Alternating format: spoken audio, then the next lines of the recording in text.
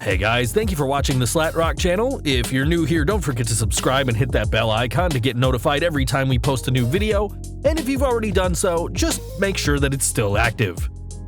Today we present you with 16 disappointing WWE wrestlers since 1990. Number 16. Kerry Von Erich, 1992. The Von Erichs are one of wrestling's first families, with a dozen members representing the family inside the squared circle. But out of this dirty dozen, only Kerry Von Erich ever competed in the WWF, though he wrestled as the Texas Tornado when he debuted in 1990. A fan favorite from his first match, Kerry was quickly pushed and won the Intercontinental Championship just a month after his debut, defeating the long-established Mr. Perfect at SummerSlam. By 1992, however, Von Erich was demoted to being a mere jobber, and a mixture of injuries and personal issues caused Kerry to leave the company in August, just months before his untimely passing, aged 33. Number 15. Scott Steiner, 2003. When Scott Steiner first appeared in the WWF, he was a clean-cut All-American babyface alongside his brother Rick. But when Steiner returned in November 2002, he was completely different, as fans had seen him become the muscle-bound, self-proclaimed Freakzilla in WCW. While Steiner had been an impressive force in WCW, in 2003 the WWE Universe received a lazy, unmotivated superstar, whose match at the 2003 Royal Rumble is still considered one of the worst world title matches in history. Refusing to give up on the Detroit native, the company gave him a rematch at next month's No Way Out. But after another poor performance, the WWE were convinced to not give him a similar push to the one he got at the end of WCW. Number 14. Zack Ryder, 2012. In 2018, WWE are all about social media, showcasing their content on Facebook, Twitter, Instagram, and plenty more sites. But in 2011, when Zack Ryder was getting himself over on his Z True Long Island Story YouTube show, the company didn't like that one bit, refusing to book Ryder despite his massive support from the fans. At TLC 2011, though, the company seemingly had a change of heart, with Ryder winning the United States title in what should have been a storybook ending.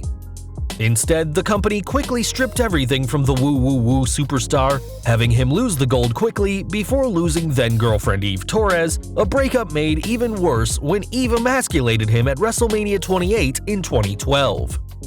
By the end of 2012, Ryder was back to being a jobber and has never reached the highs he once had. Number 13. Bad News Brown, 1990. Quite possibly the most disappointing wrestler of 1989 as well, Bad News Brown signed with the WWF in 1988 in what was a huge signing at the time.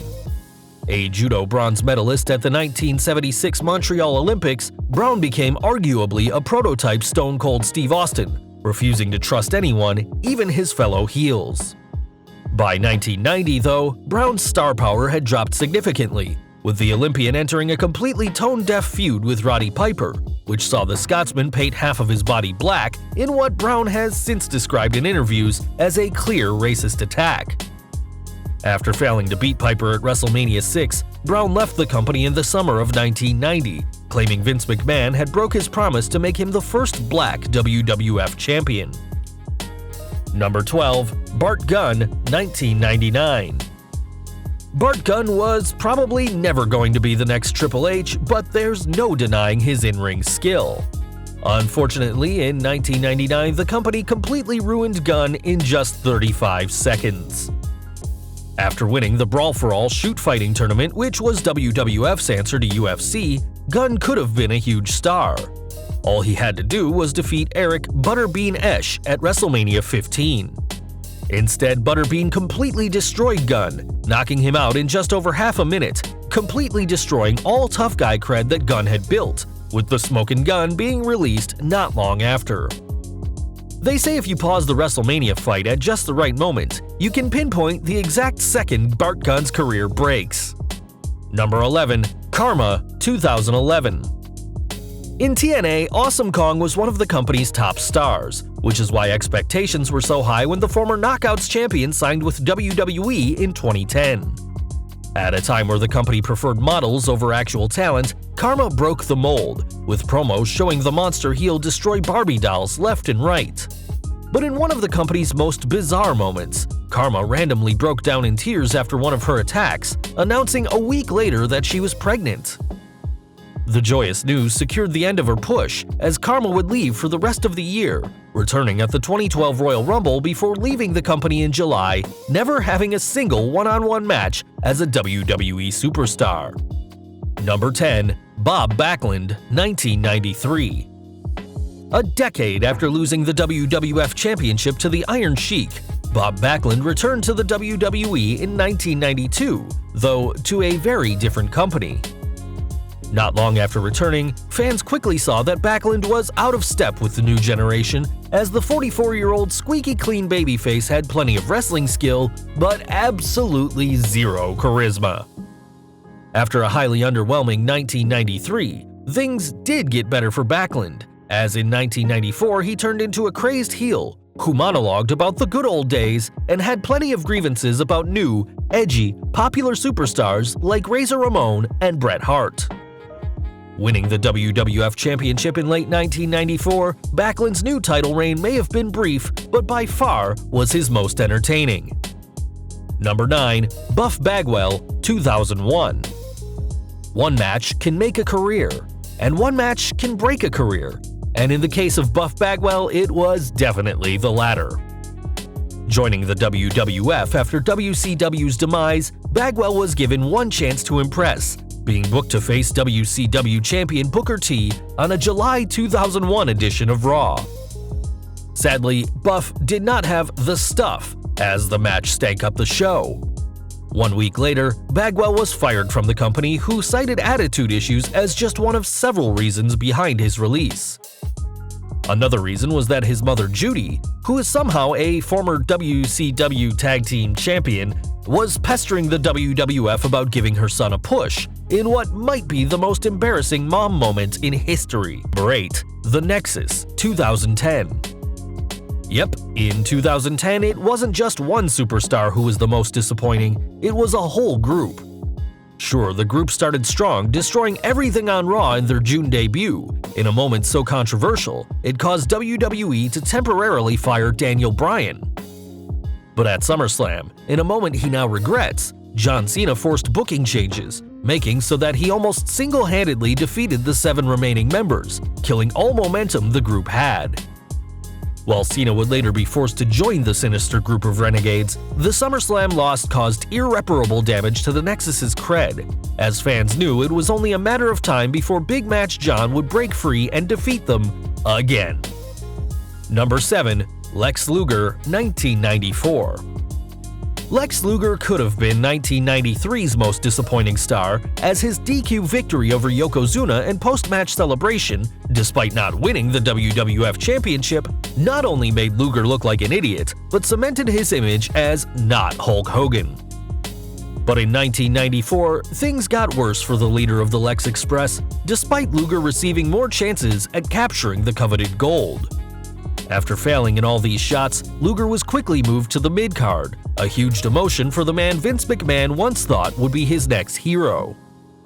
Perhaps nothing exemplifies his fall from grace than Luger's 1994 rivalry with Tatanka, as both men wondered who sold out to Ted DiBiase, which left the fans wondering, who cares?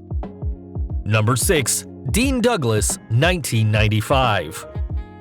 When Shane Douglas returned to the WWF after years away, he was a much different man than the one who left. As ECW's foul-mouthed franchise, Douglas had become a huge commodity that Vince McMahon was eager to snatch up. And yet, it was McMahon's decision to repackage the franchise as a college educator, further proving that every new generation star needed a side job. I'm looking at you, IRS. As if being the cartoonish Dean wasn't bad enough, Douglas quickly made enemies backstage, with the Clique being quick to make his life a living hell. Unsurprisingly, Douglas returned to ECW in 1996, vowing to never work for WWE again, a promise he has kept to this day, over 20 years later. Number 5. The Dragon, 1991. We all know that Vince McMahon can be petty, but did he really bury Ricky Steamboat 4 years after he took a brief hiatus to be there for the birth of his son? That's how it seemed in 1991, when Steamboat returned to the company as The Dragon. Not Ricky the Dragon Steamboat, just The Dragon. Of course, wearing dragon-themed headgear and breathing fire before matches. While the commentators would occasionally refer to him as a former Intercontinental Champion or mention in passing his epic WrestleMania 3 bout with Randy Savage, the words Ricky Steamboat were never mentioned, as if they had been banned by McMahon. Unhappy with his new role, Steamboat left before the end of the year after losing on a house show to Skinner, the crocodile hunter, not the Springfield Elementary principal. Number 4. Taz, 2000. Following in Shane Douglas's footsteps, Taz debuted with the WWF with a lot of hype after being a beast in ECW. Unfortunately, much like Douglas, the human suplex machine quickly became an afterthought, wallowing in the mid-card and having an embarrassing feud with Jerry Lawler over the summer, which Taz wouldn't even win. By 2001, Taz's star had fallen so far, the pint-sized powerhouse was relegated to the voice of the Alliance, a clear sign that the company had given up on pushing him, perhaps due to his size. As a commentator, Taz had a much bigger role, where he worked color commentary for years before leaving in 2009, arguably better known for his voice than his fists. Number 3. DDP, 2002. One of the biggest stars in WCW, Diamond Dallas Page made history in 2001 when he became the first WCW star to appear on Raw. Unfortunately, this shocking moment came about because Page had been revealed as the stalker of The Undertaker's wife Sarah in what was obviously a very uncomfortable feud far beneath both men. After being destroyed by the Deadman for the majority of 2001, 2002 was not much better for Page, who feuded for the lowest tier European Championship before quietly leaving in April. While the company has embraced Page in recent years, giving the positive one a Hall of Fame ring in 2017, his WWE career was seemingly another case of a WCW star being broken down by Vince McMahon. Number 2. Mr. Kennedy, 2007. Mr. Kennedy had seemingly everything a WWE superstar could want. Talented, charismatic, and with a great gimmick, the Loudmouth was a seemingly surefire world champion, a belief strengthened when he became Mr. Money in the Bank at WrestleMania 23. But a month later, everything changed. After losing the contract to Edge, personal issues and backstage rivals costed Kennedy everything, including a main event push as Mr. McMahon's illegitimate son. As if that wasn't bad enough, the role was ultimately given to Hornswoggle, with Kennedy being shown the door in 2009. Number 1. Finn Balor, 2018. While 2018 isn't over yet, it'll take a miracle for Finn Balor to avoid becoming this year's biggest disappointment. Since returning from an injury that forced him to vacate the Universal Championship, the Irishman has been running in circles, and despite victories over Bray Wyatt and Baron Corbin, hasn't moved up the card. And now, with Brock Lesnar holding the Universal Championship hostage for a second time, Braun Strowman and Drew McIntyre nipping at his heels, and Dean Ambrose and Seth Rollins likely feuding for the Intercontinental Championship, Balor remains stuck without any motivation, and might be better off taking his talents to SmackDown Live or, dare we say it, New Japan. Well guys, that's our list. Do you agree with us? Are these the most disappointing superstars from every year since 1990? Or is there a year you disagree with us on? Leave us a comment below and let us know.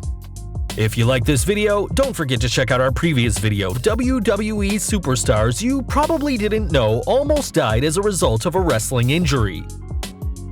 Also check out our other high-rated videos by clicking at the upper right-hand corner or down in the description field.